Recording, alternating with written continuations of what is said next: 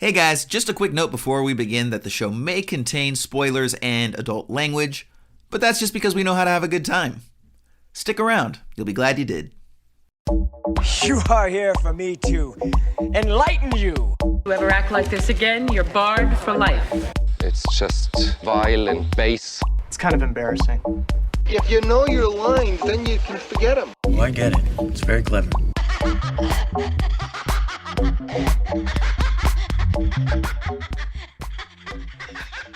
Hello, peoples, and welcome back to a final episode of Season 2 for Esoterica Cinema, the podcast where we take films from the cinematic multiverse and discuss the hell out of them. I am the sexiest podcast host in America, and with me today is the man who recently started selling farts in a jar on the internet, Mr. Jason Peters. What's up, Ryan? How's it going, everybody? That was a good one. How's it going, buddy? It's going well, dude. I am living on that sweet, sweet fart in a jar money. Hell yeah, you are. Yeah, dude. You know, obviously, as you can expect from someone who hosts a show like Esoterica Cinema, I'm hugely into trash TV and reality TV. And none more so than those lovable housewives of wherever, right? And so, yeah, you know, taking a tip from the one from either Chicago or Orange County, started selling her farts. I did the same. However, I must admit, we've already been shut down. It was nice while it lasted. But apparently, man, I'm sorry to hear that. Yeah, so apparently my gas is so bad that certain people have been admitted to the hospital. And then the FDA stepped in, and there was a huge fine associated with it. And so now I suppose I really shouldn't. The FDA, meaning is that the Fart and Drug Association? Hey-o, absolutely, 100%. Yes, it's a subsidiary of the Food and Drug Administration. It's actually just to keep the scatological humor going, though. The FDA in this instance actually stands for Fart and Doo-Doo Association. Okay, got it.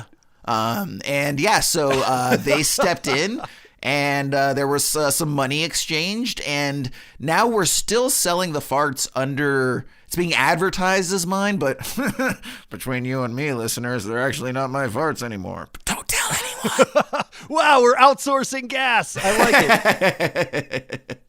Yeah, so actually, funny thing, so the parent FDA, Food and Drug Administration, actually apparently a long time ago banned human methane excretions. It turns I couldn't out understand why. No idea. No, it turns out it's horrible for the system. So most of the time, like if you ever buy something that is either marketed as human farts or smelling as human farts, it's typically methane drilled from the ground and just passed off as human farts. So kind of you should look peek into behind the curtain there for you. You should look into the pork and beef industry. Maybe team up. I hear that that methane is doing some harm to our ozone and this and that. And maybe you could bottle some of that. Do some good for the environment. It's ecological, organic farts.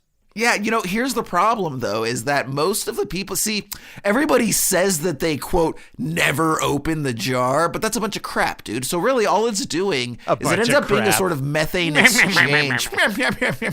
It's more of just like a methane exchange program, because as soon as they open it up, it dissipates back into the environment. Okay. Yeah, so they just had to put a kibosh on that. So, yeah, I wonder how that works out if you breathe in someone's farts and then you fart. Their fart and then bottle that. Like, I wonder if there's a market for that, like a fart of a fart. I was going to say, it sounds like you're describing the turducken of bodily gas. A fart within a fart. This is what we need to work on. Etsy, I'm coming for you. We're going to get on Etsy and we're going to sell turducken farts. It's going to be great. I'm never ever going to forgive you for making me joke about farts for 4 minutes on a fucking show where we look at art films. Hey, could you think of a better way to end our season 2? I mean, this is just like kind of a metaphor for our show, I think. Wonderful. Well, I'll tell you what, Jason, speaking of bottled shit, we got a movie to talk about. We got to talk about packaged something. and delivered in the palm of your hand for all to see and experience. Much like this film, Michael Mann's The Keep from 1983. Though to hear it from him, it's not his movie. He has actually disowned this movie. That's how bad it is. A description for you. Nazis are sent to guard an old mysterious fortress in a Romanian pass. One night, they mistakenly release an unknown force trapped within the walls. A mysterious stranger senses this from his home in Greece and travels to the keep to vanquish the force. As soldiers are killed, a Jewish man and his daughter, who are both knowledgeable of the keep, are brought in to find out what is happening. If that sounded like a bunch of ideas with no direction, you've nailed The Keep. Yeah. No, that's farts in a jar for sure. What did he eat? Who knows? So, as always, I will toss to you and ask Ryan, what did you think about this movie? Though I think we kind of know. Yeah, Jason, I think we do kind of know. I think there's a movie in here somewhere. I don't think what we saw was it, though. It's missing a lot. We're going to discuss that. Normally I say, Jason, what did you think about this movie? But, I guess we're going to kind of go back and forth on this.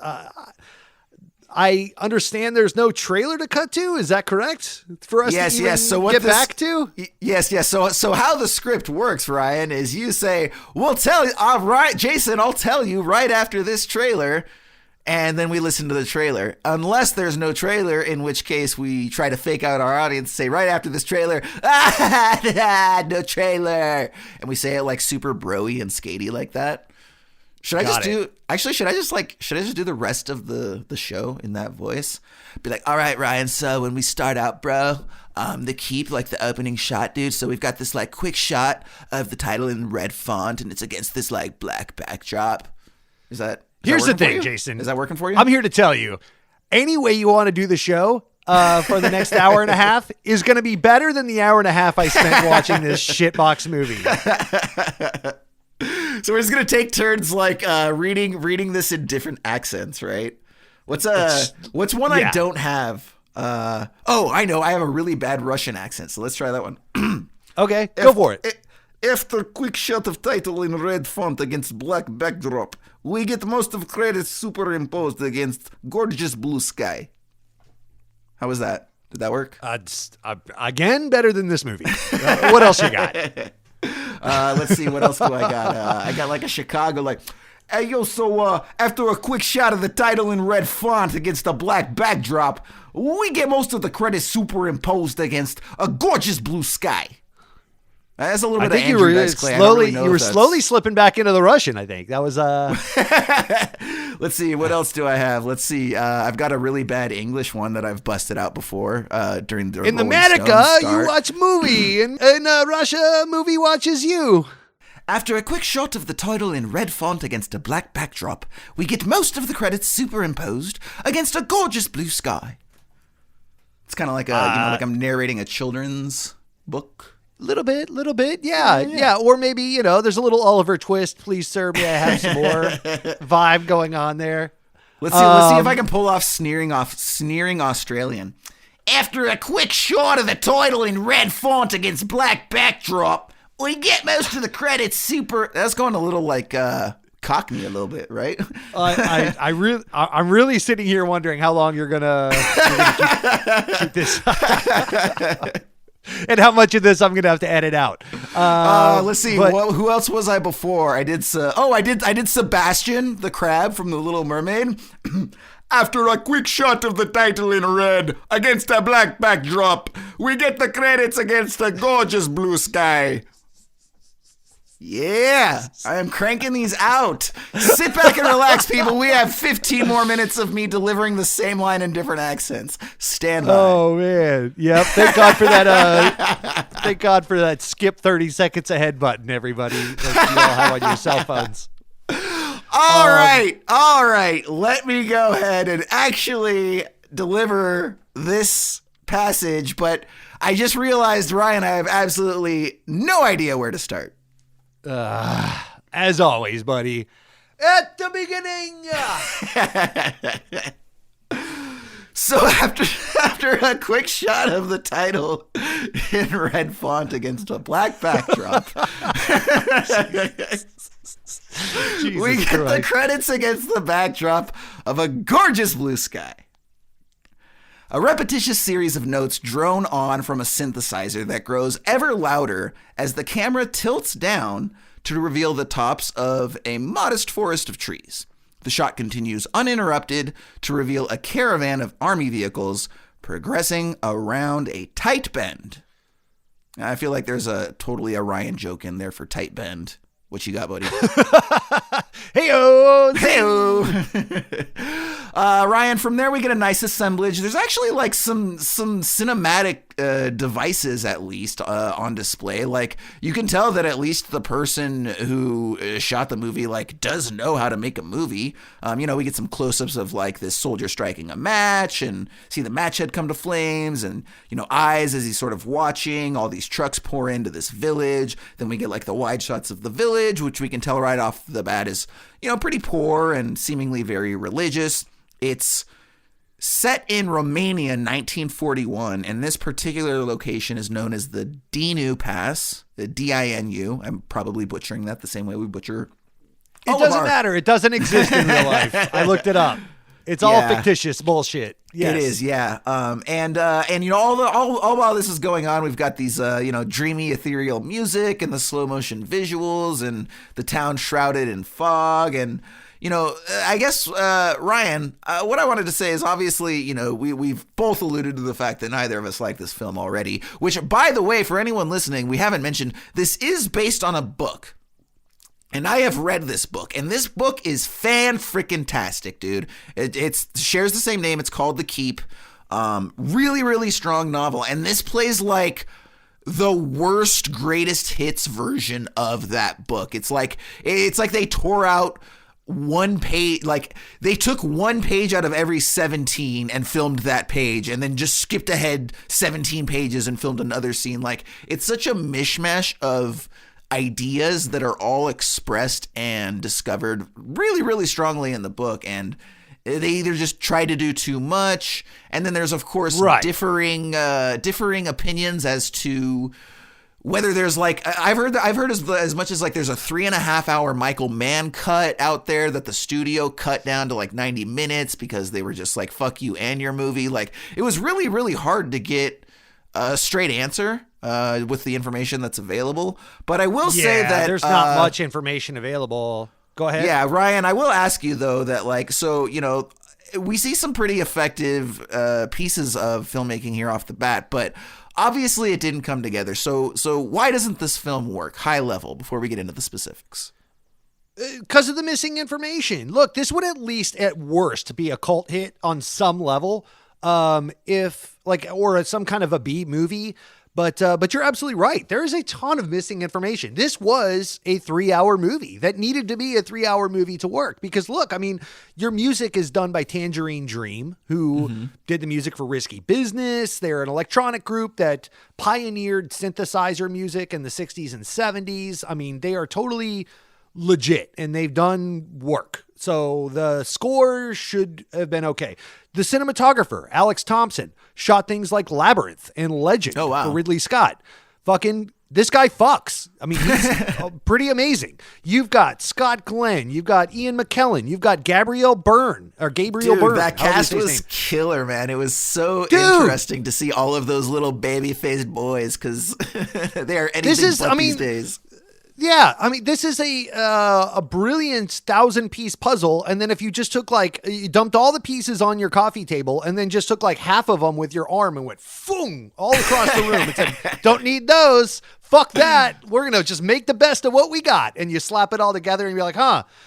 Doesn't look like a horse anymore. You're like, yeah, no shit, dipshit, because you just chucked half the pieces across the room. Well, that's kind of what we're left with, unfortunately. I think the acting was decent. I think the camera work was awesome. There are some dope shots in here. Like, 100%. There was one of, I think, Scott Glenn in the forest, riding a motorcycle of some kind, if I'm not mistaken, or something like that. There's some beautiful stuff going on. I really like the locations shots were cool. Where the soldiers, I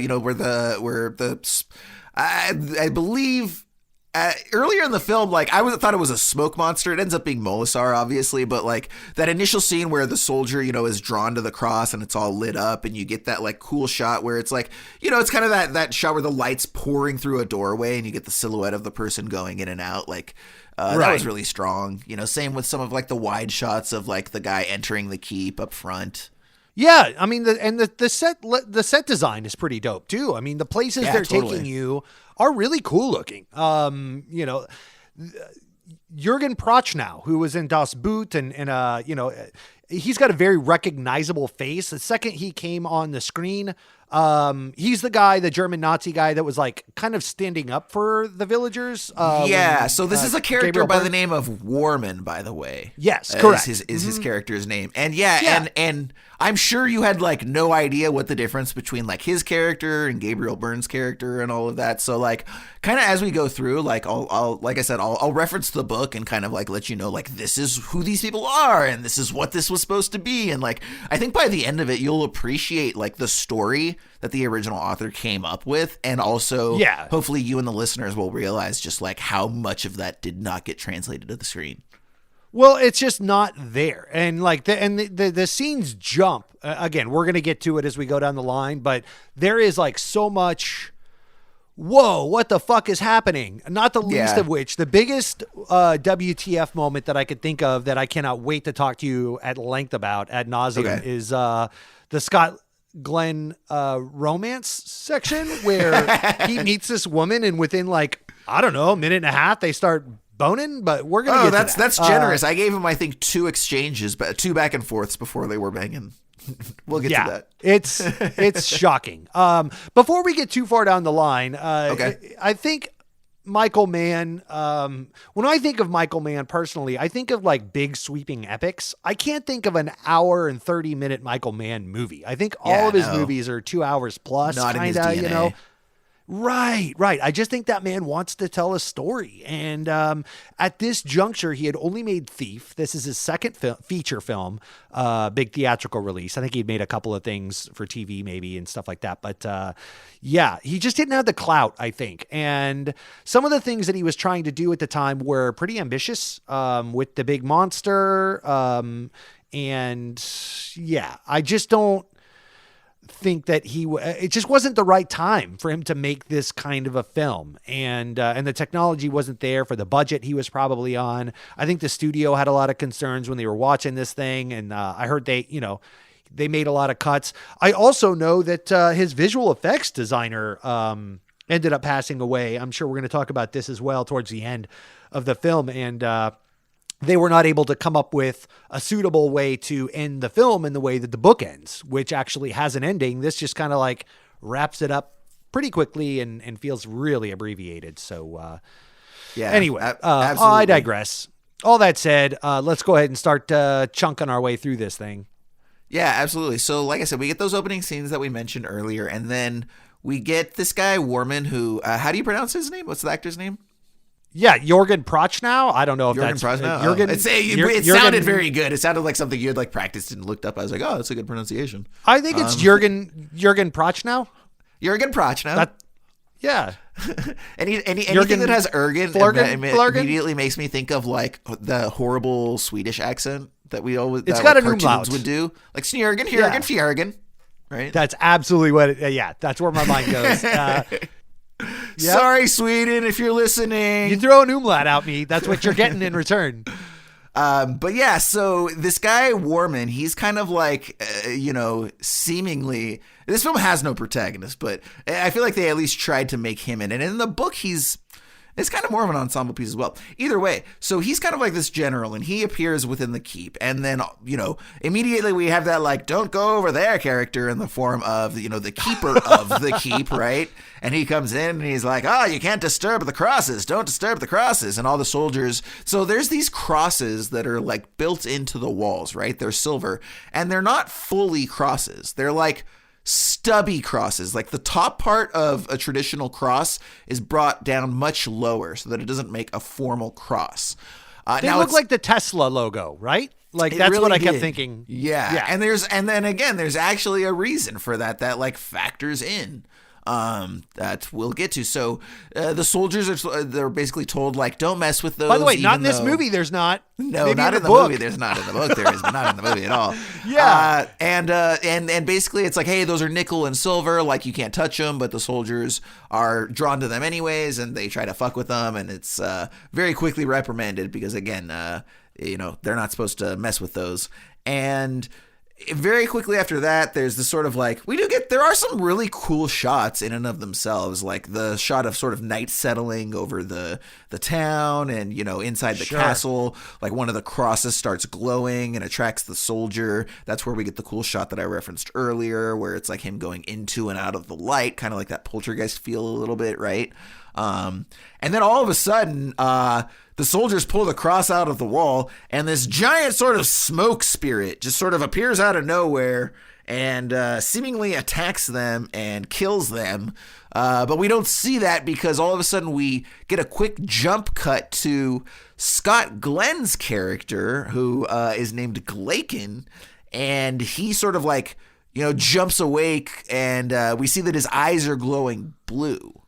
And so Ryan, as someone who just saw the movie, like, did you have any idea what the fuck was going on with his character and like what the eyes were and like all of that? You could have stopped that sentence with, Ryan, did you have any idea what the fuck was going on? Period. Full stop. Answer no. Yeah. No. Okay. To that answer, to your question and every other, no. I did not know what was going on at all ever. I had to put the pieces together with online research. Gotcha. Yeah, he shows up. Yeah, in your description, you're talking about he's coming from Greece and he's gonna he's the chosen one. Like, you had this great description at the top of the show after the fart bit and the voice inflection bit. But I have I had no idea who this guy was, what he was after. I mean, obviously he senses a growing evil. He's coming to stop it in some way, but that's never explained. So who the character is supposed to be, it's actually interesting because in the book, it actually his character is very obscure initially. There's these scenes and he's basically just trying desperately to get somewhere. So we get these sort of like isolated scenes of him like basically talking to people at different ports and trying to secure a boat and basically just trying to secure passage to all these different places. And he's got money and there's kind of a mysticism that surrounds him, but it doesn't really go into like who he is or what he is. What happens is by the end of it, so he actually ends up, getting to the keep, and he does forge a relationship with the professor's daughter and all of that. But he's basically like this. Think of it like if Molisar is the long-standing evil that persists through time, this guy Glaken is supposed to be the counterpart. He's the hero. Correct. He's the good guy that has existed for thousands of years and basically, is the sort of one guy who knows how to defeat Molisar and is eternal and immortal and, the yin and yang of it all. Yeah, exactly. And so it kind of struck me as like, did you ever read Stephen King's The Dark Tower series? I did, actually. I've read the first 5 books. I haven't read the last 2. I just bought book 6. Glaken kind of reminded me of like the gunslinger. Totally. In that regard. Just, the good to outweigh the evil in the world of sorts, Definitely. Yeah, absolutely. So that's what he is. And, but that wasn't in this movie. No. That was not in this movie. Yes. That was never explained. He's just a dude on a bike with glowing eyes that shows up at the end. Yeah, looks fucks, cool. and then wraps the movie up and we out. That's it. And then after that, we do get like this unnecessarily long sailing shot, which I thought was hilarious because you could tell they're like, no, guys, you made us spend money on this expensive ass boat. Like you're going to have a 30-second transition shot in a 90-minute movie. So we get a rather long sailing shot. And then we're back to the keep where all of a sudden we're told that overnight 5 soldiers have died. Now we saw 2 of them die at least, but apparently some other ones died without us knowing. And that's when evil Nazis move in. So see, that's kind of, I don't know how much this came across, Ryan, but see, you've got like evil Nazis and then like evil Nazis. And like Fjörgen Jürgen is like evil Nazi, and then Gabriel Byrne is like evil Nazi. And so by comparison, like the SS or something Mormon's like that. kind of like the better of the two. Gabriel Byrne's character is named Kampfler, by the way, or Kampfler. I'm sure, again, I'm butchering all these. But yeah, so he's like basically even more evil than the other guy, who's actually not that evil when you really take a step back. Yeah, I mean, kind of hearkening back to like Raiders of the Lost Ark. You've got like the evil Nazis. Obviously, they're evil Nazis, this and that. But then you've got the eviler Nazis, which are the ones whose faces melt at the very end. Yes, yeah. You know, the really bad guys. And I think it's something where really it's like the really bad ones are like German SS or something like that. Like they're like Right, a particular army or sect of protection or something, and basically they're the ones that wear like the black outfits as opposed to the traditional there are some tan outfits. Nazis that are just like nationalists that are going with the flow for the good of the country, and then there are others that are behind the whole thing, know what's going on, the inner mechanisms of the Nazi regime, and are doing, kind of barking the orders more or less and pulling the strings and causing these evil atrocities. And so this is where we're at. Absolutely. And so because, like I said, these people are dying, they send in the eviler Nazi, Gabriel Byrne, and then they find this message written on the wall in not quite Romanian. And they ask to the priest, again, normally in the book, this is something that's sort of drawn out, and it's like, what is this? And they have it's like kind of like a little mini subplot. In this one, in the next scene, the priest is like, I don't know, I can't read that. Next scene, oh, this is what that says. It says, what does it say? It says, I will be free, actually, is what it ends up saying. But again, like none of these things are drawn out. They're just all okay, this was here, throw that at the wall. This was here, okay, throw that at the wall. Light Eyes / Glaken / Scott Glenn. I like to call him Light Eyes. And so for the rest of this episode, Scott Glenn / Glaken will be referred to as Light Eyes by yours truly. He arrives by motorcycle. And then shortly after that, we get another person show up because it's like, hey, you know what this 90-minute movie needs? Like 6 protagonists that all have equal timeshare.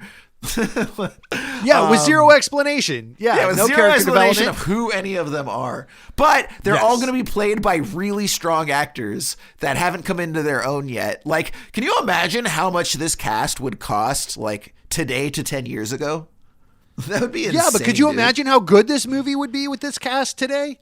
Yeah, and given the proper amount of time. Yeah, because given the proper amount of time, yes. Yeah, because we get this Romanian professor that shows up with his daughter. His name is Dr. Kuza, and he's played by Ian McKellen. So for those keeping track at home, yes, you've got Ian McKellen, Gabriel Byrne, Scott Glenn, Jürgen, who's fine, and I really should learn his name. Like, I'm probably offending like somebody out there. His name is like Jürgen. Like, I mean, you got the Jürgen part. I think his name is Jürgen Prochnow, but yeah, just call him Jürgen. Then we're all winners here.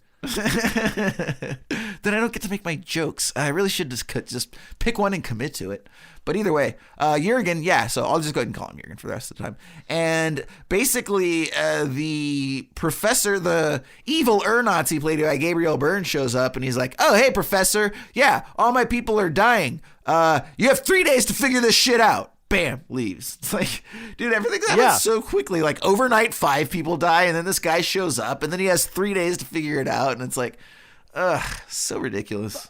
By the way, they dig Ian McKellen. So it's brought to Gabriel Byrne's attention and Jürgen Prochnow's attention that the man they want to talk to get to the bottom of this business is Dr. Theodore Kuza, played by Ian McKellen. They dig Ian McKellen and his daughter out of, I believe, Dachau, the notorious concentration camp in Nazi Germany. Yeah. And he's just chilling. Like, they make Dachau look like a country club of sorts. Like, he's just kind of like leaning on the barbed wire fence, just like, hey, everything's cool. Oh, we need to go solve this Scooby-Doo mystery. Okay, let's go. And then like... They really downplay the atrocities that were going on at the time. Or maybe they weren't quite as bad at 1941. I know, but no, I think they were. Dude, I think it's probably just one of those things. It's like, look, dude, Michael Mann's like, I haven't even been given the time to focus on text, and you want me to like spend time on subtext? Right. That's fair. It just seemed more like camp and less concentration. Yeah, absolutely it did. Yeah, but there and it just falls in line with, again, not being given the attention that it deserves. Really, at the end of the day, it's really just what everything comes down to. When they bring him in, he looks like Ian McKellen today. And I know he's supposed to have some kind of debilitating condition. But I'm like, oh, Ian McKellen hasn't aged a bit. And then he gets wizarded back to being young again from the evil Malachi or whatever the fuck his name was. And it doesn't matter who the bad guy was. Yeah, whatever. But then he's back in 1983 Ian McKellen. I was like, oh, okay, that's what he looked like back then. They just olded him up. But yeah, absolutely. Which also they did a great job, because when he first appeared, much like yourself, like I didn't think, oh, that's Ian McKellen in makeup. I thought, wow, Ian McKellen's always looked like an old man. Correct. That's my point, more or less. Yes. I was like, wow. He hasn't aged a day since 1983 because he aged all the days in 1979, apparently. Absolutely. So now this is where the book and film is most interesting, is but obviously not really given enough screen time. But Kuza, like I said, decodes the message, says, I will be free. Obviously, somebody wrote this message talking about themselves being free. And it turns out that it's this smoke figure, right? And he actually...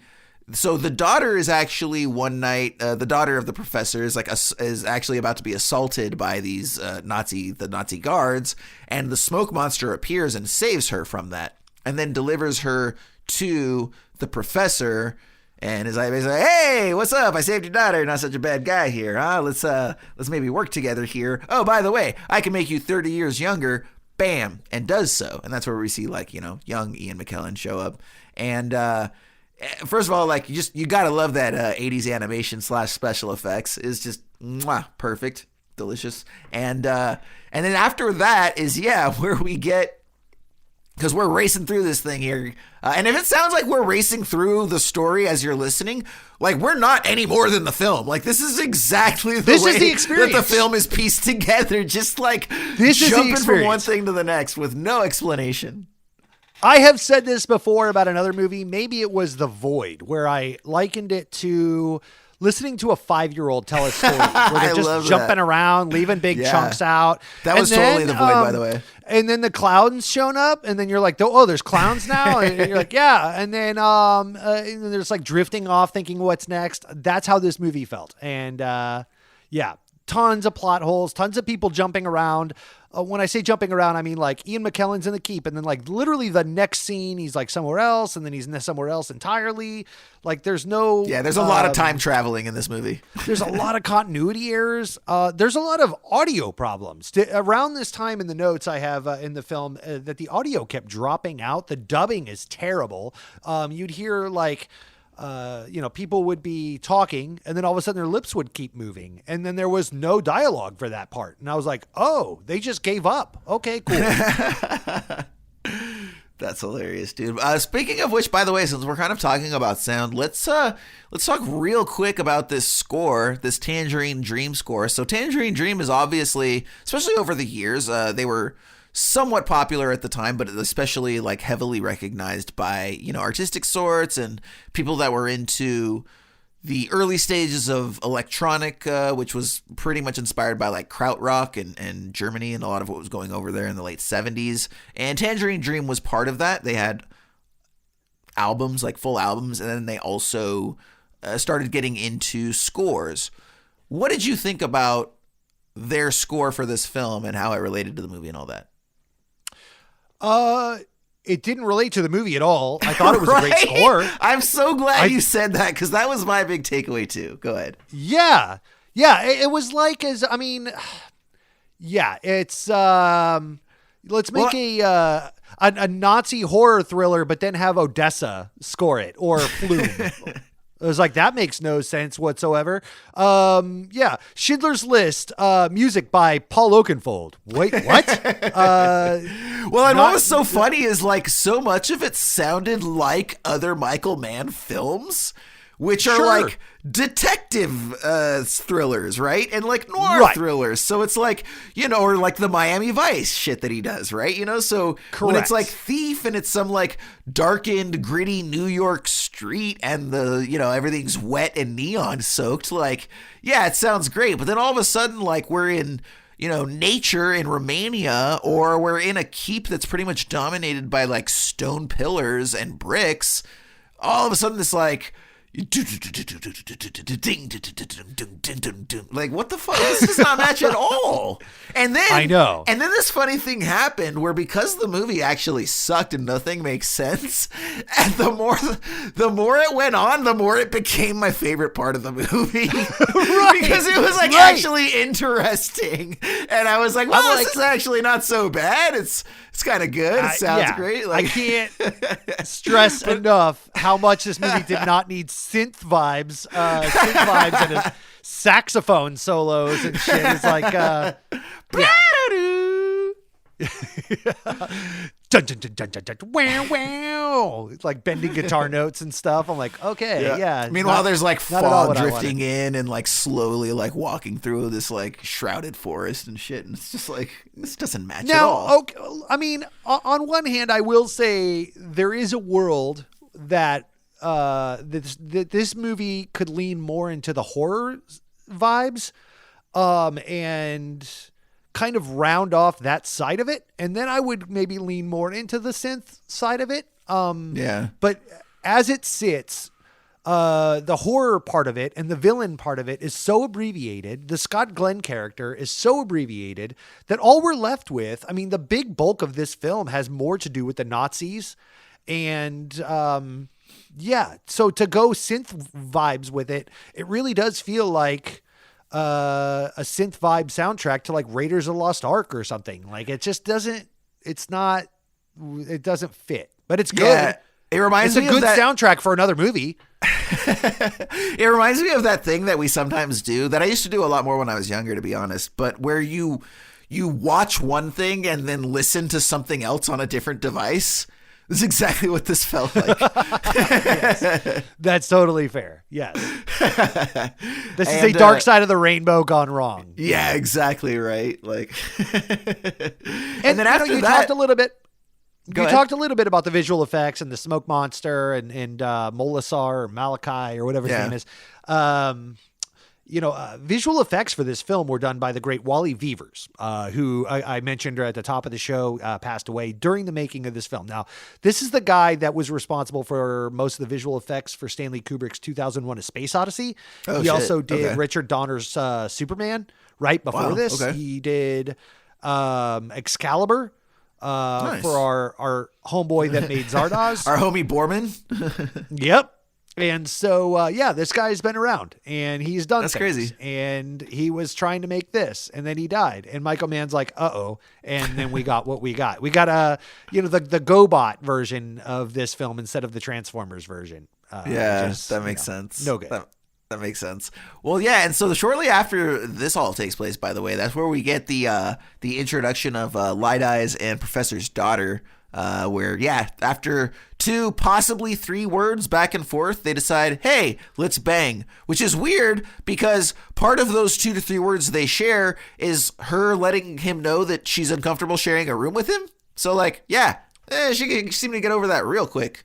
Why would they? I mean, so who let Scott Glenn in there? The innkeeper he was showing the woman up to her room. And then when they get to said room, Scott Glenn, Light Eyes, is just in there staring wistfully out of a window for no reason. He's like, is this the only room you have with a view of the keep? And the innkeeper, instead of saying rightfully so, who the fuck are you? Get out of my place. He says, yeah, sure. And Scott Glenn's like, cool, I'll take it. And then he looks over to the woman. He's like, so where will you stay? And she's like, I guess I'll go back to the keep. Which, wait, what? And then he's like, well, you'd better stay here. And then she's like, nah, you're right. I'll stay here with you. And then they start hooking up. And I was like, wow, that escalated. Not quickly, but just awkwardly. I don't know. And it's graphic. Like, they hook up and it shows 80s bush and like all of it. Like, it's like they're graphically hooking up. And I was like, damn, dude, like, what? What is going on right now? Yeah, I don't know. I mean, I guess it felt a little Skinamaxy, if I'm being honest. Like, it didn't, it was certainly a far cry from Pornhub, but.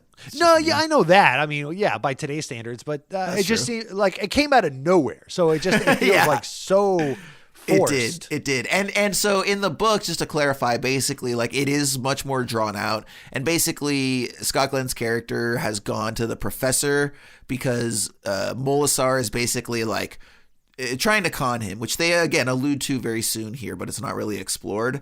I'll get into that a little bit more greater detail here in just a second. But basically, like, so he finds out that the daughter's gone back to the keep, or to this hostel that's very close to the keep, but she's by herself and she's isolated and she's kind of what's the word, exposed, or she's not protected. So he's basically going to go down there to protect her, and then there's actually like an attraction, and then they're like almost going to hook up, but then like he actually says no because he knows what he is and she doesn't, and he doesn't want to drag her into it.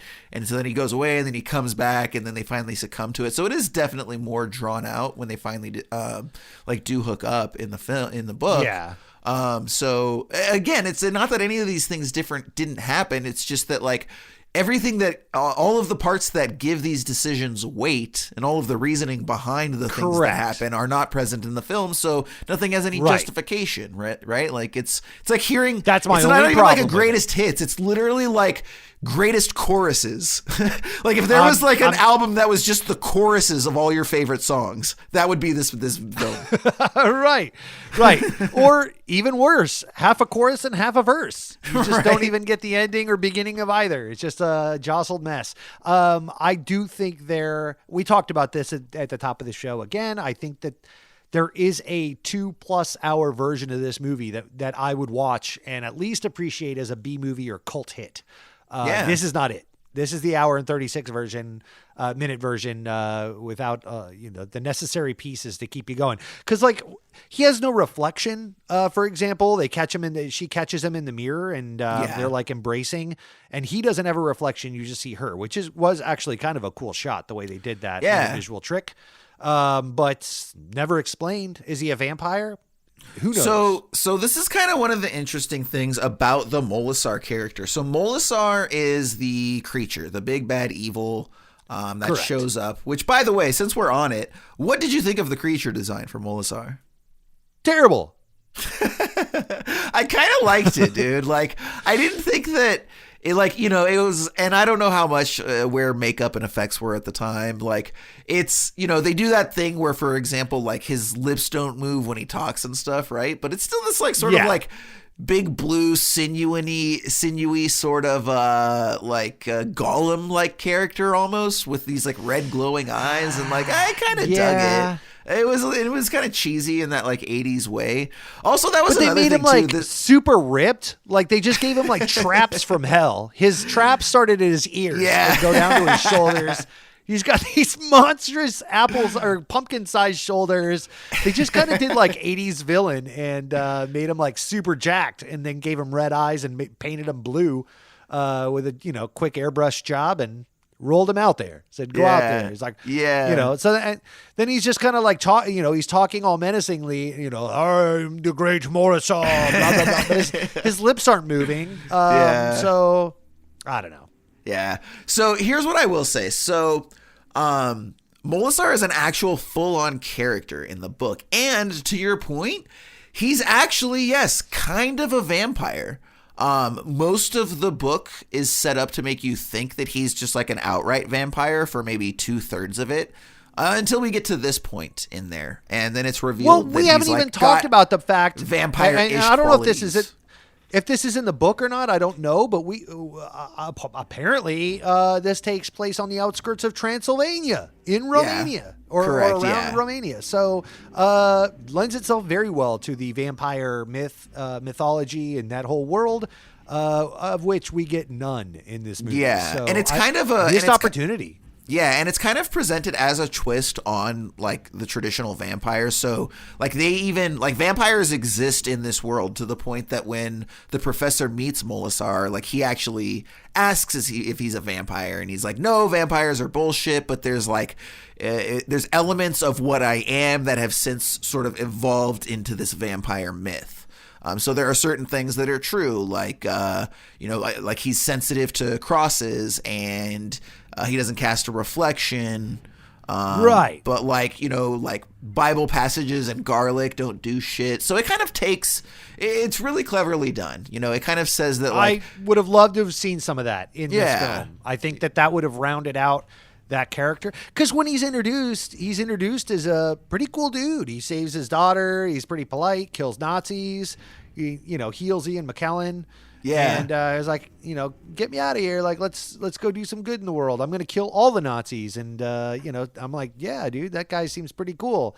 And Scott Glenn kind of comes off as a douchebag. And then, in the end, we're like, they kind of shoehorn in the fact that this is actually a bad guy. And it all wraps up so fast. It's kind of storyline whiplash where it's like, oh, okay, yeah. But they and never if get anything, into any of the vampire stuff or Transylvania, that this was Transylvania or like any of that stuff. That was all left absolutely behind, unfortunately. Now, I will say that's probably the one thing that the film like does actually do pretty effectively, because that's kind of the whole thing is you are sort of supposed to buy into Molasar and what he's selling to the professor's character, so that when Scott Glenn shows up later and is like, yeah, this is all bullshit, blah, blah, blah, blah, blah, like you're not certain at first, and then it ends up that like he's true or he was correct. And so basically what happened is Molasar basically through promise of, and the thing is in the film too, like there's a strong sense of nationalism among the professor. So the professor is actually Romanian,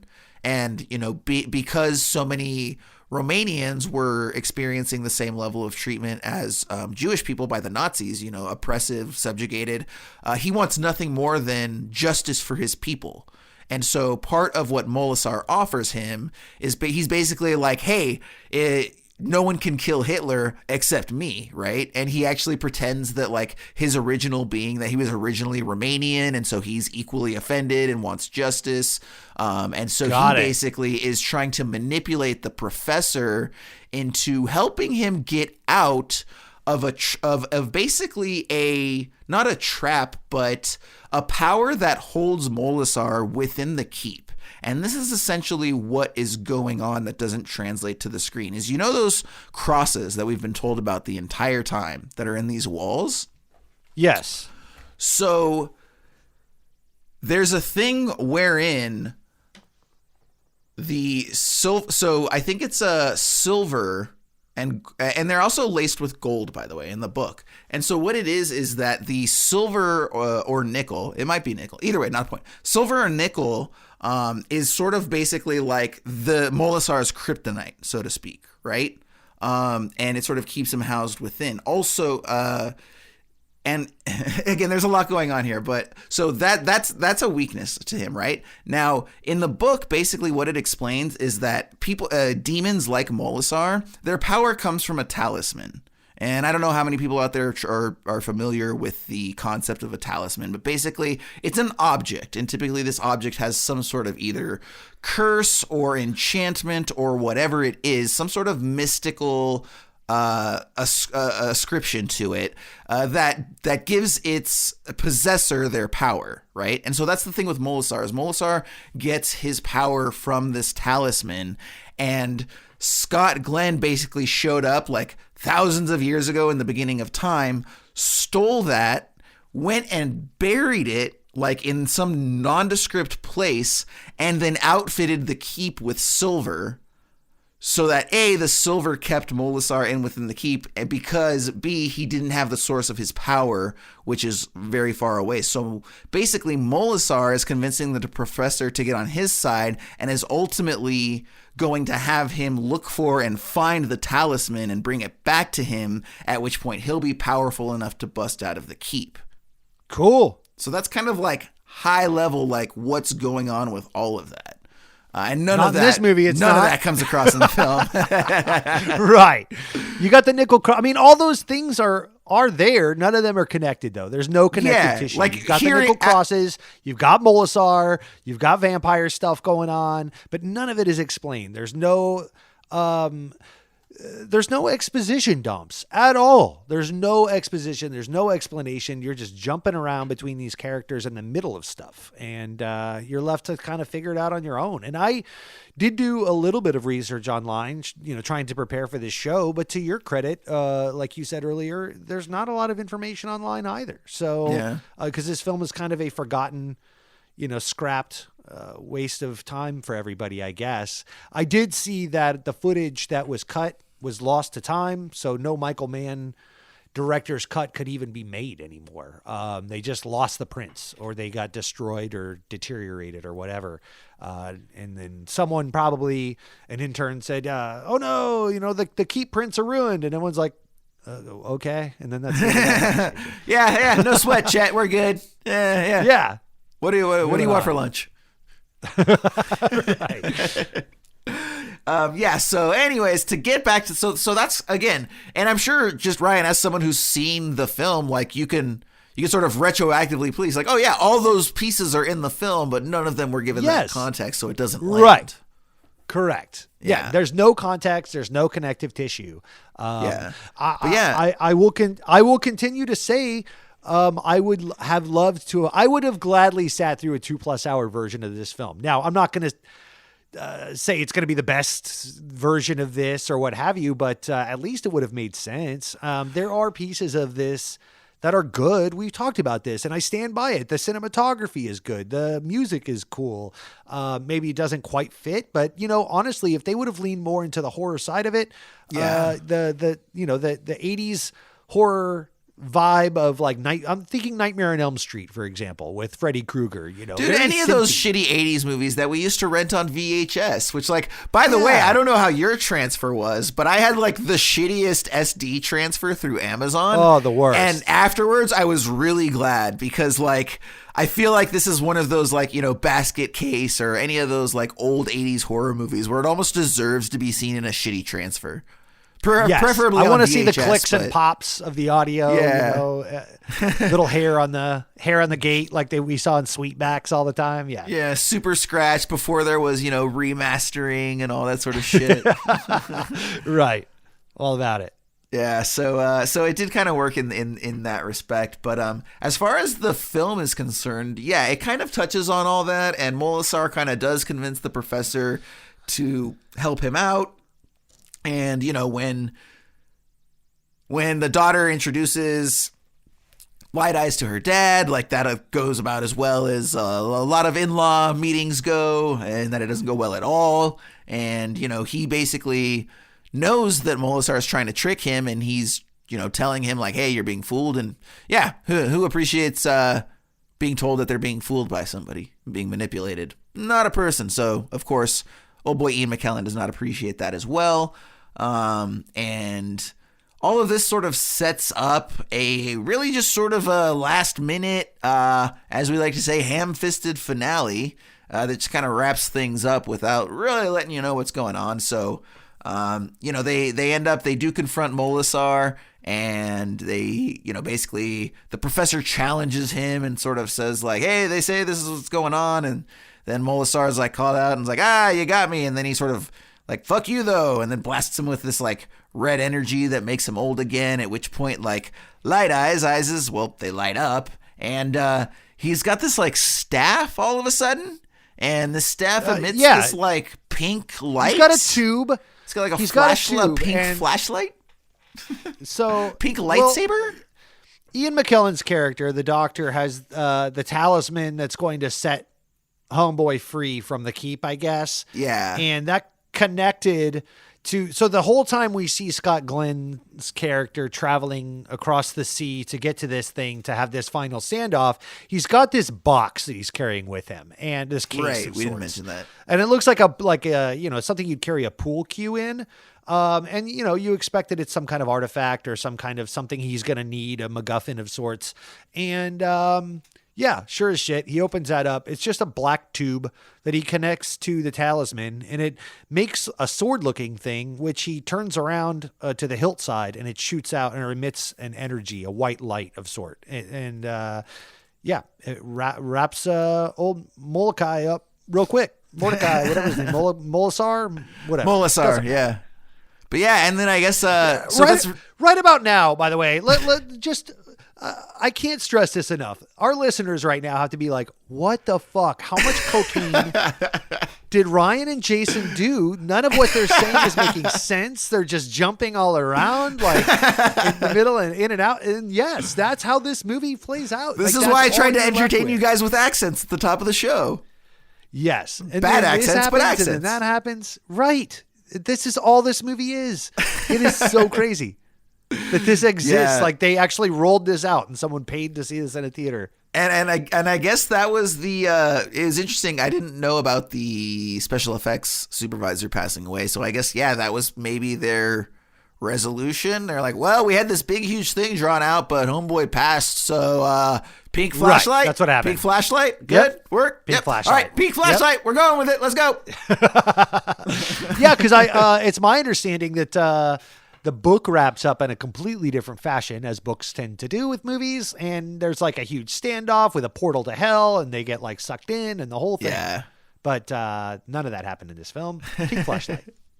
Nope, pink flashlight, after which point the daughter and the dad collapse on the ground outside, and we see a bunch of villagers rush to like meet and save them, and then, as any good 80s movie does, it ends in a freeze frame of the daughter looking back at camera for reasons that we don't really know.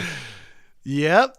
And that's the movie, and then it's over. I was so like, I watched this by myself in my house, and that room I watched in was so dead silent. I just sat there and stared at the credits, like, what the fuck did I was so taken aback by this film. I couldn't believe that that's all it was. Like, wow, that was something. And dude, I mean, that was something I saw. Here's the thing, man. Like, so if you're telling me there's a Michael Mann cut out there that's twice as long, I mean, first of all, I'm not telling you that. They generally don't cut out the action scenes, right? So, like, if it's another 90 minutes of, like, story exposition, I don't know that I would want to see that, but I would at least want to watch it once to see, like, and to understand exactly what happened. And because, so, it was interesting because, Michael Mann has never expressed an interest in horror, so I don't understand why he was approached to do this project. So when they brought it to him, he really wanted to focus on sort of like the dreamlike elements, and that's why we get, the Tangerine Dream soundtrack, and we get a lot of the, slower shots and the, heavy shrouds of fog. And I mean, it's not the tone of the book, but I feel like there was a way to sort of make that work. But all of that just seemed to like sort of go out the window after the first 10 minutes. And again, like, I just don't know how much of this is they didn't stick the landing, and this is actually like the far superior version. Like maybe that 3.5 hour Michael Mann cut just was abysmal. Maybe it was horrible. Maybe it was another 90 minutes to 2 hours of exactly the same thing. But I don't know. I mean, apparently there's a whole section that got cut for whatever reason, where with Scott Glenn on the boat, when he's on the boat coming over from Greece, and where he takes over the boat, and there was fight scenes and like the whole bit, and like they were, he was trying to get him to change course or something, and they had the big standoff, and he was able to showcase a little bit about what he was about. We don't see any of that. The love scene, like you said, there's a whole section of the story like you had already covered where the daughter and Scott Glenn were, coming together to kind of solve the mystery and figure out what's going on in the keep. And that's what brings them together. There's also a part of the keeper of sorts, in the beginning of the film that does the translation of the Romanian and all of that. He was looking after the keep. Yeah. He's got 3 sons, and you get a brief shot about 3/4 of the way in where he's being like eaten or killed by his sons because of the possession and the evil that's going on around the keep. And it just like cuts to that happening very quickly to where you don't even understand. It wasn't even until I didn't pick up on went that at into all. The notes online where I realized, oh, that's what that was. Okay. Cause you just cut into I don't know, man. There's a lot going on that you're right. That would have been connective tissue, and it would have been nice to have explained a little bit, but we get none of that here. Yeah, I bet you, dude. You know who would crush a remake of this is Denis Villeneuve. I know you weren't like super stoked on Dune, but like he would crush this, dude. He would do it in his big giant epic sci-fi style, and I think he would crush it. But that's just me. Yeah, I mean, I don't know that it needs honestly, I don't know that it needs a remake. Maybe, dude. I'm telling you, this story's so good, man. Like, not to be that guy, but like, I'm that guy. Like, read the fucking book, dude. It's so good, and it's such like it really does like. It almost doesn't have a protagonist, but everybody is given the respect of having a protagonist's arc. So you understand the relationship between Warman and the eviler Nazi, I forget, Kampfler, and the way that like the two of them are fighting, because like they're constantly going at it. Like the two of them are constantly bucking for like authority, and Warman actually ends up developing a like sort of friendly relationship with the Romanian professor, and he's also very much against the most extreme measures of Nazism, right? So he's kind of like, to your point, the kind of patriotic, go along with the flow guy who never really realized the extent of the evils that were being taken place. And once he did, not only did he sympathize with, the Jews and the Romanians and all of that, but like, would even try to sort of help them in his own ways. And also there's a backstory where Warman and Kampfler were soldiers in the war together, and Warman actually saved Kampfler's ass. And so Kampfler sort of owes him his life, but is also his superior. And so like there's a really interesting dynamic between the two of them because of all of these different sort of forces at play, and and Kampfler is basically in line for a promotion where he's, I think, going to be given Auschwitz if he goes and he handles this situation at the Keep.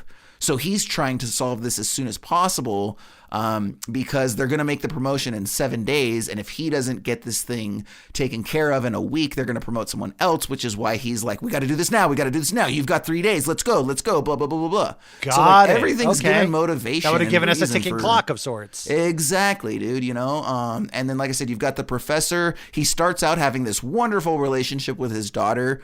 It's the two of them, and they support each other. And so then when Professor starts to be corrupted by Molasar, we sense their rift, and the daughter kind of knows that something's going on, and she's trying to do her best to put up with how he's mistreating her because she knows that it's not him. Like, there's just so much going on that did not make it to screen, and it's a great story. It's really awesome. Yeah.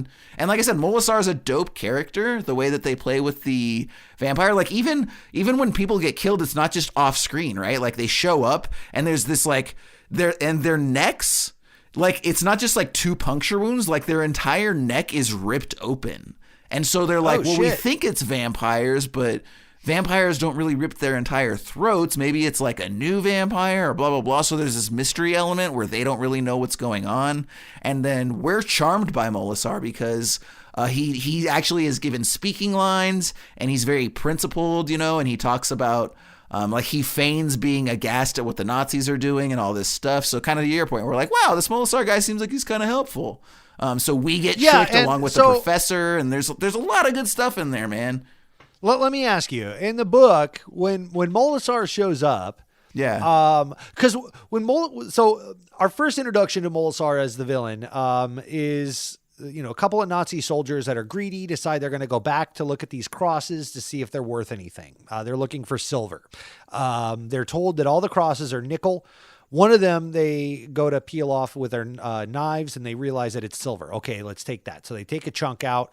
So then we see Molasar, gobble them up, and he's a smoke monster, like what you had said. All we see of him is like a fog that kind of rolls out, and then their eyes light up. These Nazi soldiers' eyes light up, and their soul is sucked out from the inside. Okay, yeah. Great. Then the next time we see him manifested, he's like a toxic Avenger monster of sorts. Like he's got the muscular tissue and like a half tilted skull kind of. Like I said, to me, he sort of looks like an evil golem from like Jewish folklore. Okay, so and he's very charming, albeit mutated and horrifying looking. In the book, is that the way he's introduced, or is he fully formed in a way that you could see some of these people going along with what he's saying because he is good looking and deceptive, like a Dracula character would be. So he's not. You see what I'm saying? Yeah, I do. He's not really suave and debonair. That's kind of the cool thing, is he's actually like a lot more primal and savage. But he would be like the vibe that I got from him is think like goth Jason Momoa kind of guy, right? Or like, but goth, is he like half formed Glenn and Danzig? Like no, this so is? that's the thing. So what they're trying to convey through the way that they did this, which by the way, it gave me strong Hellraiser vibes. I feel like that's what they did. Is they're like, oh, this person is not fully formed, and as he gets stronger, he's becoming like a total person. In the book, he's completely fully formed, but what it is that he's weak because he doesn't have his talisman. And so he basically, the thing is that so there's this also this concept they introduce where human blood gives the same energy as a talisman. So there is a world where, and that's where the whole vampires feeding on humans mythology evolved to. There's a world where he can technically just be mad feeding on humans over and over and over to keep his power up and have enough strength. But it would be like he wouldn't have time to go kill people. It would take all of his effort just to survive off of human blood. Whereas if he gets the talisman, now he doesn't need to feed for his power, or he only needs to feed every so often, and he's getting most of his power from the talisman, so he's freed up to go do his evil shit. Yep. Makes total sense. Yeah. This movie had none of that. Where I forget, where did the talisman even come from in this film? How did Ian McKellen get to take possession of? Where was that? Was it? I don't recall. And to be honest, I'm trying to think. I don't exactly recall what the talisman was in the book either. What specifically? He just kind of had it one day. Was it a necklace or something? Whatever it was, whatever the object was, the idea is that, thousands of years ago from when, Molasar and Glaken first started feuding, Glaken was able to get the talisman, which is the source of Molasar's power, and take it away and go hide it and bury it somewhere never to be found again, right? Yeah, I don't remember if it's a necklace or a cross or what it is. No, I get that, yeah.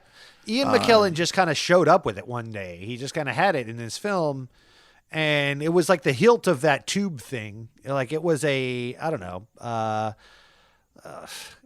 This movie sucked, dude. I don't know. I'm done talking about it. I got nothing. It does sound like a cool book. I understand the dilemma that you're in right now, because you're like, no, guys, really, it's a great story. And I'm like, oh, this movie sucks. This isn't that. I appreciate what this could have been. I wish this would have been those things, but it was not those things. And this is a movie podcast, not a book of the month club. So I did remember one other thing that translates, which is the crosses. So and again, it's not. I don't think it's 100% this, but it's at least 75 to 80%. Which is that so in the vampire mythology, one of the actual and valid things that ended up being true is Molasar's sensitivity to crosses.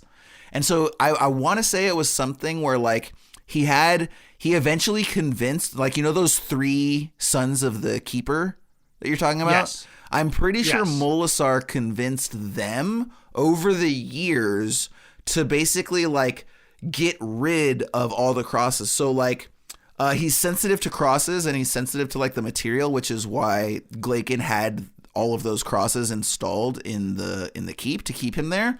Yes. And then if I remember correctly, Molasar has the 3 keepers' sons swap out the crosses with different material, and then he has them file down the top cross down to a point that it's no longer a cross, and since it's no longer a cross, it doesn't have the impact on him. They got rid of the headrest. Yeah. Yeah, exactly. Basically. So basically, there becomes a point. There becomes a point where we whittle this top down, and a cross is no longer a cross. And whatever that point is, he convinced them to take it to that point so that he could do this long con job where down the road, everybody would think, Glaken would show up thinking that the crosses are keeping him there. But gotcha, bitch, because these aren't real crosses. So if the crosses weren't keeping him there, and the nickel was gone and whatnot, and these sons have done those things, then why was Molasar hostage in the first? Like, why couldn't he Because just strut out? Because he wasn't powerful enough? Yeah, exactly. And the last He part needed of the talisman? the very last part of his plan before he could be freed upon the world is just to get his talisman. Because once I have that, the crosses are taken care of. Everything else is taken care of. I bust the fuck out of here. I don't need to kill people. So, and as when he's Warman killing the shows German up- soldiers, he's getting a little bit stronger, which is why he's able to influence the professor more, because in killing the Nazis and feeding on their blood, he's still not powerful enough to leave. But again, he's a little bit more powerful. So his powers of influence are a little more substantial each additional time he kills and feeds. So when the Nazis show up and Jürgen Flurgenbergen is there with his homies, before Gabriel Byrne shows up as Kampfler, Molisar at that juncture is technically not hostage. He's just not powerful enough to go about his business. He's just kind of chilling, waiting, biding his time, more or less. Yeah, exactly. And they long play the kills. So, there's one or two people that are killed this night, and then Molisar gets a little bit more powerful, and then he kills one or two people more the next night, and then he meets the professor, and then he doesn't kill anyone that night. So when the Nazis show up, it's like fodder. So the soldiers think it's like taken care of, but then he kills again the next night, and they don't know Molisar's there. To them, these German officers, like, their soldiers are getting killed by an unseen evil, and they've swept the place. They've done all of this. They can't find anybody. Like, so. They're also starting to come to terms with the fact that they might be dealing with something supernatural, which is not the way that they think, but they can't really make heads or tails of what else might be going on. And then they think it's like a subversive plot by the Jews that are like sneaking in at night. And again, there's so much to the story that's not here. Do the Germans know why they're there in the first place? Yes. So basically, this is a German stronghold in Romania, but they don't really know why they're tasked there. It's something that they own, but there's a lot of questions because it's like, why are we asked to like come here to this remote keep? Like, it's so far away from everything else. Like, there must be ulterior motives. I had assumed this was like, there's all the stories and stuff about Hitler seeking out supernatural things. Like, of course, Holy Grail, Raiders of the Lost Ark, the whole Indiana Jones saga is all based on that sort of thing, right? Mm. And so that was my take on it, was just that, okay, this is Hitler's pursuit of harnessing some greater force so that he can, throttle it and use it for his own purposes in some way, shape, or form. And of course it goes wrong, and you can't throttle the ultimate evil. You can't saddle it, and it goes out of hand, off the rails. But now that there's like there's a strategic reason. I think it's one of those things where it's like this keep is super obscure, but it's like the only stronghold on this one obscure path, right? So it's like like, more than likely an army couldn't, it's too treacherous, but we have to make sure it's monitored because it's still there. It's a positioning point, right? Yeah, exactly. Makes total sense. We're not going to like throw all our resources, but we are going to send one or two people down there to just kind of keep it in check. Again, though, not in the movie. None of this. I was just trying to fill in some of the gaps. You wanted to take me down that road. Again, for everyone listening, if there's one takeaway, it's skip the movie and read the book, The Keep. Yeah. Or, you just kind of listen to Jason tell it. And so I think there you go. I read it so you don't have to. Yep. But that's it. Your own personal Spark Notes, people. Ta-da.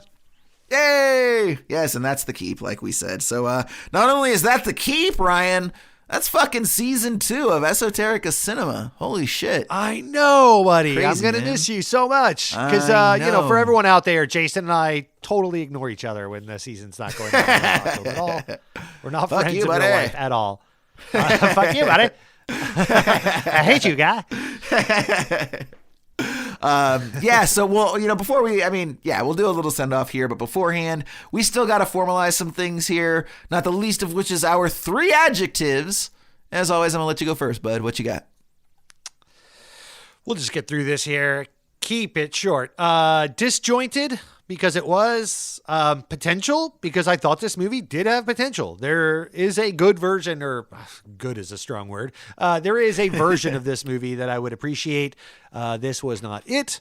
Decent ingredients, bad entree. I think that this is, a lot of things you find in the kitchen that on their own I would like, but all put together in a stew turned out terrible. So yeah, like vinegar and peanut butter, and here's some chocolate, and here's some water, and here's some wine, and yeah, beef and chicken. It's like, whoa, that's a lot of on their own good things. You threw them all in a pot and turned it on high and burnt the shit out of it.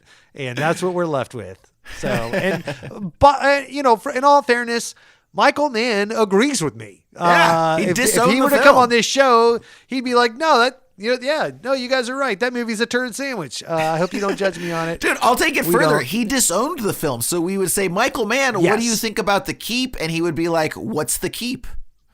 Right. Yes. There have been interviews about his whole movie career that just sidestepped this altogether. Yes, correct.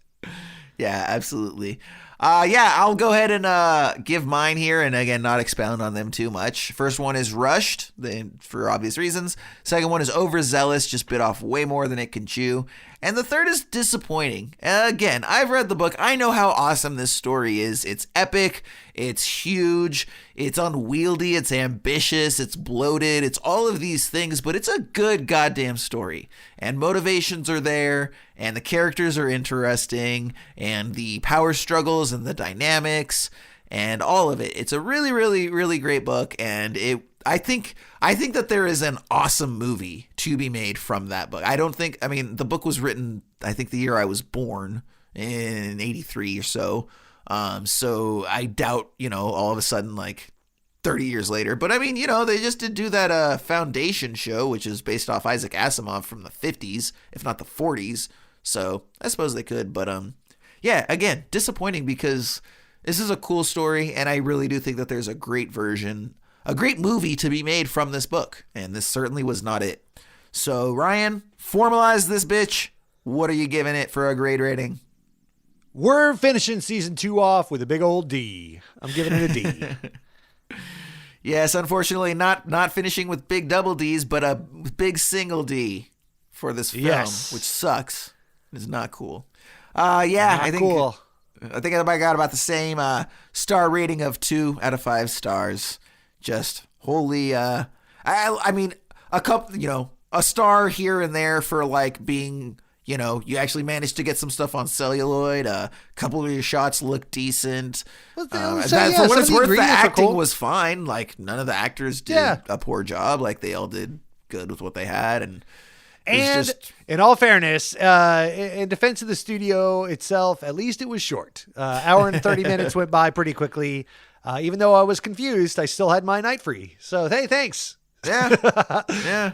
So, thanks, Paramount. We got to stop, man. So, okay, season 1, we went out on Willy's Wonderland, which was better than this for sure, but neither of us loved. I think we gave it about C3 stars, right around that range. And it just sucks, dude, because we're coming off so many fucking bangers, dude. Like, the last 6, 8, 10 films have all just been rock star status. And it's just really unfortunate that we had to go out with The Keep. And, it was even fitting, too, because we've done a lot of sci-fi and horror this season. So, it trended with that. It would have been a nice little cap off. And, but hopefully it was still entertaining to hear. Hopefully you guys got a sense of what the film could be, from the book, and how the source material is actually really interesting. And there's a lot of good stuff there. But yeah, man, this film was an unfortunate one to go out on, but so it goes, man. When you live or die by a spin of the wheel, that's how it goes. Yep, that's the deal. Can't be winners all the time. But hopefully we could regroup and dust ourselves off for an eventual season 3. We got a lot of great films still on our list to go. I have no intention of slowing down or shutting up. Pretty excited to get to some of those. And I think we're going to go do some short form content. Jason, do you want to talk a little bit about that? Yeah, so we also just finalized our master list of the films for season 3, and man, that is just such a fire list, dude. There, we replaced the 20 films that we watched, and then there were a couple also that just for whatever reason, seemed like they might not lend itself to as great a discussion. So got a few other good ones in there for us. But yeah, we're for season 3, it's always a random selection. We have no idea what of the films we're going to get selected. But we decided to largely include a lot of sort of auteur films in our list now. So, there's a lot of Coen brothers and Paul Thomas Anderson and some Kubrick and some James Gunn and just a lot of... why am I drawing a blank on the guy who directed Seven? David Fincher. Made sure to get some of his in there too. So a lot of those guys that Ryan, you and I sort of grew up on, Wes Anderson. These were all the guys that were really making names for themselves when we were passionately into film, to the point that we decided we wanted to make a career of it and go to film school. One of us that worked out for. But yeah, so, and then like I said, but it's still a random selection. None of those films could get selected. It's all the wheel of chance. So, but it's going to be a lot of fun. And as Ryan mentioned, we're having a lot of short form content that we're going to be coming out with. So one of the things that we're going to introduce, one of the features, is 5-minute reviews. And those will probably come in more closer to the 7, 8, 10-minute range, if you know how long-winded Ryan and I are. But yeah, during the off season, we're going to go ahead and introduce those. We've already got a couple going, and we have a couple more almost finished for you. And we'll be coming out with those at least every week in the off season. So there's still new Esoterica Cinema content that will be released in between season 2 and season 3. So make sure not to unsubscribe. Don't unselect that follow button. Stick around. You're going to be seeing some cool stuff come through. We're also going to try to incorporate some bonus features like you guys heard on the bonus episodes, and really just sort of do those on their own. Ryan, I really liked a lot of what we did for the bonus episodes. The episodes themselves got a little unwieldy, and I think that just didn't quite come together the way that I wanted to, but there's some really, really fun stuff that we did in there. I loved the conversation we had with Cam from Green Shirt about Evil Dead. I loved the debate that we did from the guys at Repeat Viewing about relitigating Tucker and Dale, rather. So, if we can sort of do those just as one-offs and release those in and of themselves, basically what I'm saying is expect a lot of bonus content between now and season 3, and then when season 3 resumes as well. One of the things we're going to do is we're actually going to go back to bi-weekly releases, and that's just for no other reason than we know that the episodes can be a little meaty at times, and a lot of our listeners just don't have time to be doing these giant 90 to 120 minute episodes every single week on top of the other podcasts and mediums that they have to consume. So we're going to go ahead and move those back to every other week, give you guys a little bit more time to listen to them, as well as stretch out the season twice as long. And then that's going to give us plenty of opportunities to be sneaking in those 5 to 10 minute reviews, those bonus features. So, and then of course, the sketches are not going anywhere. We will still have 20 brand new sketches for you in season 3. And who knows, Ryan, maybe we'll even do 1 or 2 non-film related sketches in the off season. Maybe we got something brewing there. No promises, but let's see what happens. All of that to say, guys, that we really appreciate you sticking around and being with us here for season 2 of Esoterica Cinema. We love watching these movies. We love talking to you guys about them. It's been really encouraging to see the response from people, to see the growth that we've gotten. We're going worldwide, man. To any of our listeners in the U.S., we've got listeners over there in Germany and in the U.K. We got people in China. We got people in Russia, Australia, and Brazil's blowing up right now. So really getting a lot of unique listenership, and I think that a large part of that is because we do look at so many different films, I don't know how many film podcasts there are out there that are going to look at films from all of the countries that I just mentioned. We've done films from China. We've done films from Russia. We've done films from France. We've done films out of Germany. We've done English films. And then, of course, we have our U.S. films. So when you look at our slate, there are a number of countries represented. And I feel like that's a large part of why we do have that success. So to everybody all across the world who tunes in, we appreciate it so much. Please continue to tell people about us, and if you dig what we're doing, Don't be afraid to tell them about the comedy sketches. I know there are, just from the numbers, I know some people just come for the comedy sketches and bail. There are people that don't like the comedy sketches and just come for the discussion. And then we've got our people that enjoy both of them. So whatever it is, hopefully we're giving you a little something to chew on that brings a little bit of enjoyment to your day, a little bit of insight on a film. And largely what I hope more than anything else is I hope that we're just exposing you guys to a lot of media properties, specifically with movies, but also with these books and other stuff that comes up that you just wouldn't have heard otherwise, you know? Everybody can, all podcasts are out there to tell you about all of the huge, director films from, Pulp Fiction and Blade Runner and all these movies that everyone knows, Saving Private Ryan, but I don't know how many podcasts are out there talking about Dagon and Buffalo 66. So hopefully we brought some films to your attention that you would not have otherwise known about, and hopefully you enjoyed them. And if you didn't enjoy them, at least you enjoyed being exposed to them and seeing how subjective art can be and how artists have different interpretations of material and telling stories. And I just love film so much, and I hope you guys do too. And Ryan, also as well, just doing this with you, man. I love hanging out with you. I love watching films and talking about with you, man. It's one of the more fun things that I have to look forward to week in and week out. So we will definitely keep that going. And thanks for doing this with me, man. Yeah, absolutely. Thanks for having me, dude. Good to be a part of this. And yeah, like I said, it'll just be kind of a break to regroup. This is my busy season at work, so I'm going to get past that. And then we're looking forward to getting back to it. This is not something I want to step away from for too long. If nothing else, I miss making a total ass out of myself with these comedy sketches. So definitely expect some of that in the very near future in some way, shape, or form. 100%. So yeah, that's it for season 2, guys. Thank you so much for sticking around. You guys make it worth it. And stay tuned for our very last comedy sketch of the season. Hopefully it's a good one for you. And we will see you next season on Esoterica Cinema.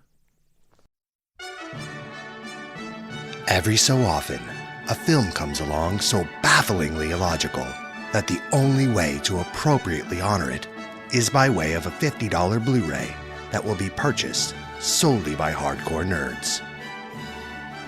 Presenting the 2-disc 38th anniversary special edition of Michael Mann's classic head-scratcher, The Keep.